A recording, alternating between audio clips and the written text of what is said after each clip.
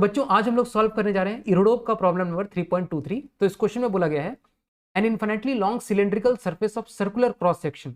तो एक मेरे पास सिलेंडर है जिसका क्रॉस सेक्शन इज सर्कुलर और वो सिलेंडर पूरा इन्फिनाइट लेंथ तक इस तरह से ऊपर नीचे तक गया हुआ है। Is uniformly charge lengthwise with surface charge density of sigma that is equal to sigma naught cos theta. इस चीज को हम लोग समझते हैं। तो मैं बोल रहा हूं कि इस length wise it is uniformly charge और जो इसका क्रॉस सेक्शन वाइज है ये अलग अलग, इसकी चार्ज डेंसिटी अलग है। तो अगर हम लोग देखें इसमें क्रॉस सेक्शन को हम लोगों ने उठाया, एक क्रॉस सेक्शन हम लोग लेते हैं, सर्कुलर क्रॉस सेक्शन है और इसके इस पॉइंट पे हम लोग बात करते हैं ए पॉइंट पे जो चार्ज डेंसिटी होगी वो कितनी होगी। सपोज मैं इसको अपना reference axis x axis choose करता हूं तो यहाँ पर फाई की वैल्यू हम लोग बोलेंगे दिस इज 0। तो इस पे सिग्मा की वैल्यू होगी सिग्मा नॉट। उसी तरह से अगर हम लोग एक दूसरा पॉइंट लेते हैं जो यहाँ से फाई एंगल पे होगी क्रॉस सेक्शन में, तो इस पॉइंट की जो सिग्मा होगी that will be equal to sigma naught cos phi. उसी तरह से यहाँ पर हम लोग देखते हैं तो इस पॉइंट पे जो होगी सिग्मा की वैल्यू वो सिग्मा फाई की वैल्यू इस केस में 90 डिग्री होगी और सिग्मा की वैल्यू हो जाएगी 0। उसी तरह से इस इधर वाले पोर्शन में अगर हम लोग देखते हैं तो इस पोर्शन में सारे नेगेटिव आएंगे, मतलब चार्ज डिस्ट्रीब्यूशन कुछ इस तरह से है। इस पे इस डायरेक्शन में सारे पॉजिटिव पॉजिटिव पॉजिटिव पॉजिटिव इस तरह से चार्ज है, ठीक है, सारे पॉजिटिव चार्ज हैं इधर। और यहाँ जो फाई जब 90 डिग्री हो जाती है तो ये कॉस से इस तरह से वेरी करता है, कॉस के फंक्शन से वेरी करता है। मैक्सिमम चार्ज डिस्ट्रीब्यूशन रहेगा इसके इस इधर फाई इक्वल्स टू 0 पे। उसी तरह से अगर हम लोग पाई/2 से इंक्रीज करते हैं, दिस इज माई पाई/2 है ना, दिस इज माइनस पाई/2 है। और इधर से अगर हम लोग इंक्रीज करते हैं फाई को फर्दर इंक्रीज करते हैं, पाई/2 से ज्यादा इंक्रीज करते हैं तो यहाँ पे सारे मुझे negative negative negative charge distribution देखने को मिलेगा। तो इस तरह का सिचुएशन है हमारे पास में। अच्छा, इसमें बोला गया है कि it is uniformly charge length wise. तो अगर मैं लेंथ वाइज बात करूं तो किसी एक पर्टिकुलर पॉइंट को मैं पकड़ता हूं, सपोज इसको मैं यहाँ से डिलीट कर देता हूं, अगर मैं इसको यहाँ से रब कर देता हूं तो कोई एक पॉइंट में पकड़ता हूं, suppose this is my x axis and this is my any point at a location phi. इस पॉइंट को पकड़ता हूं तो इसमें मैं किसी भी पॉइंट में अगर जाता हूं, इस सिलेंडर के किसी भी पॉइंट पे मैं जाता हूं इस लाइन के अलोंग, बोला है ना length wise it is uniformly charge, तो इस लाइन के अलोंग कहीं भी जाता हूं तो उसकी जो मुझे चार्ज डेंसिटी मिलेगी इस पॉइंट पे that will be equal to sigma naught cos phi. ये वेरी नहीं कर रही है। तो जो इसकी जो चार्ज डेंसिटी है that is uniform along uniform lengthwise and it is varying in cross section. तो क्रॉस सेक्शन में किस तरह से वेरी कर रहा है वो हमने देखा, और किस तरह से यहाँ पे वेरी कर रहा है लेंथ वाइज किस तरह से यूनिफॉर्म है वो भी हमने देखा। अब इसको हम लोग आगे पढ़ते हैं। Phi is polar cylindrical coordinate with z axis coincides with the axis of the given surface. तो ये हमारे पास में this is my z axis, this is my z axis, ठीक है। और find the magnitude and direction of electric field strength vector on the z axis. तो z axis में मुझे बेसिकली इस सिलेंडर की एक्सिस में मुझे कैलकुलेट करना है कि इसमें इलेक्ट्रिक फील्ड कितनी होगी।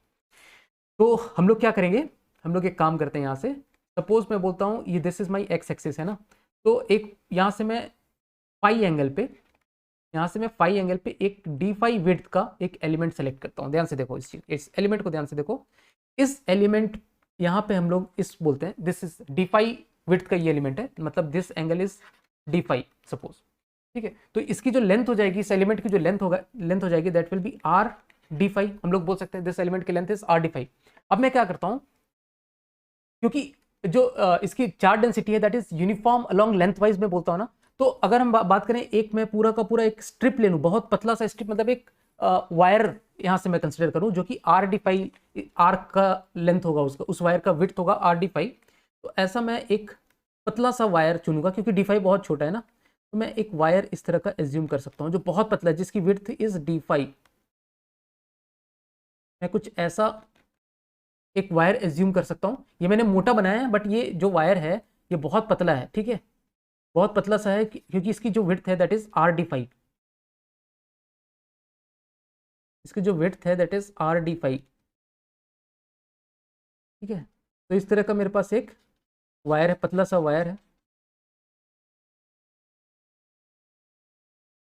ये मैंने मोटा बनाने के लिए दिखाया बट ये पतली पतली सी मेरे पास वायर है। अच्छा, अब मैं ऐसा एज्यूम कर सकता हूँ और दिस एक्सटेंड्स टू इन्फिनिटी, ठीक है, this extends to infinity, this extends to infinity.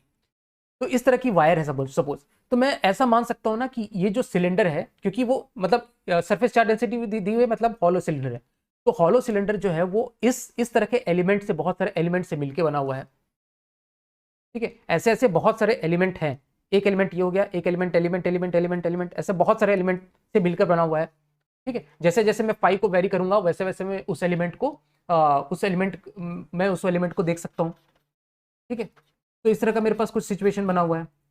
और ये जो स्ट्रिप है, इस स्ट्रिप को मैं एक इस तरह से एक लाइन एलिमेंट की तरह ट्रीट कर सकता हूँ, थ्रेड की तरह मैं एज्यूम कर सकता हूँ, क्योंकि इसकी जो विड्थ है that is very minimal, RD5 इसकी विड्थ है।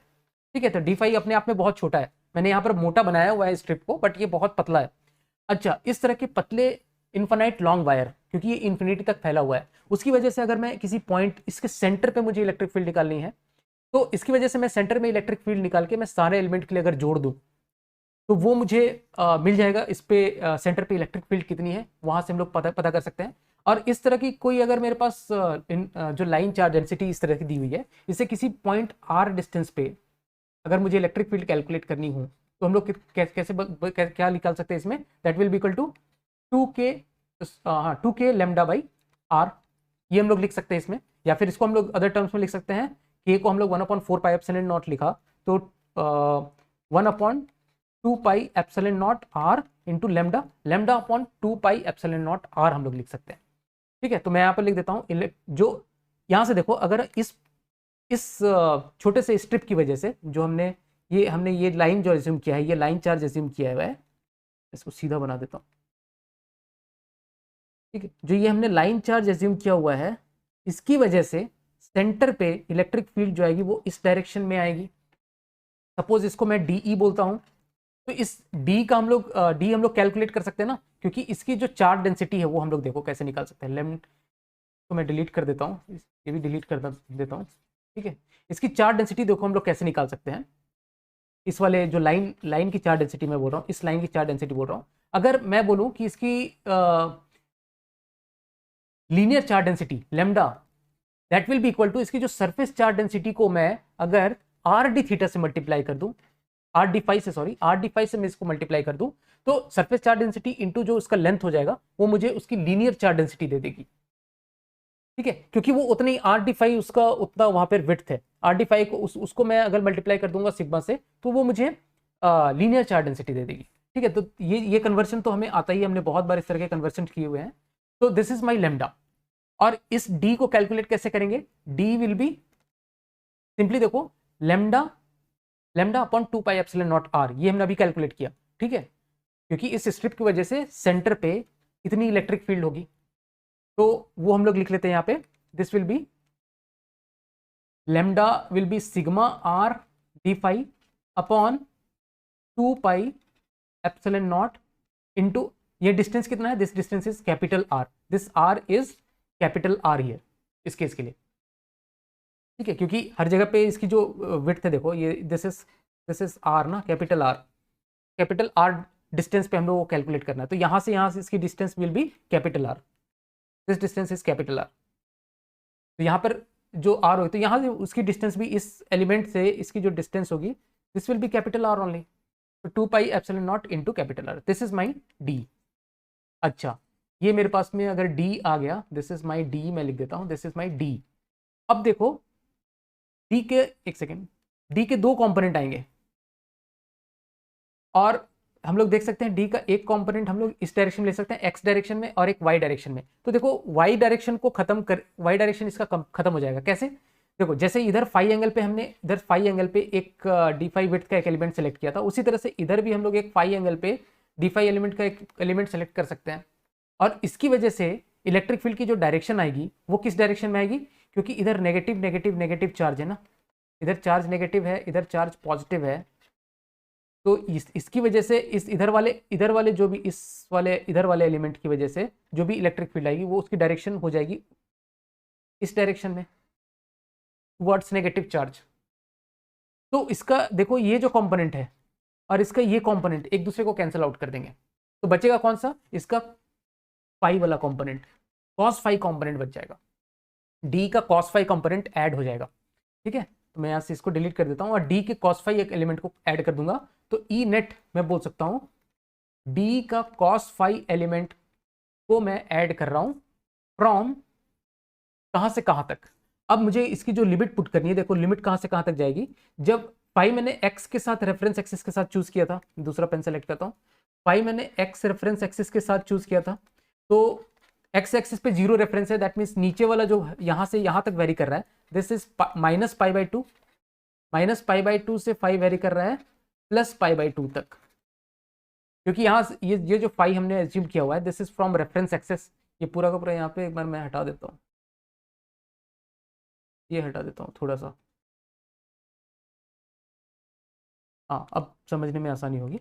फाई जो मैंने लिया था वो एक्स एक्सिस के रेफरेंस के थ्रू यहाँ से मैंने फाई लिया था, तो फाई की जो वैल्यू होगी वो माइनस पाई बाई टू से लेके प्लस पाई बाई टू तक वेरी करेगी, क्योंकि फाई अगर ये 0 रेफरेंस, ये 0 डिग्री है सपोज, तो नीचे वाला माइनस पाई बाई टू हो गया, ऊपर वाला प्लस पाई बाई टू, तो ये 0 माइनस पाई बाई टू से पाई बाई टू तक वेरी करेगा। और इधर वाला जो हमने सेकेंड वाला जो पार्ट है वो हटाया, क्यों?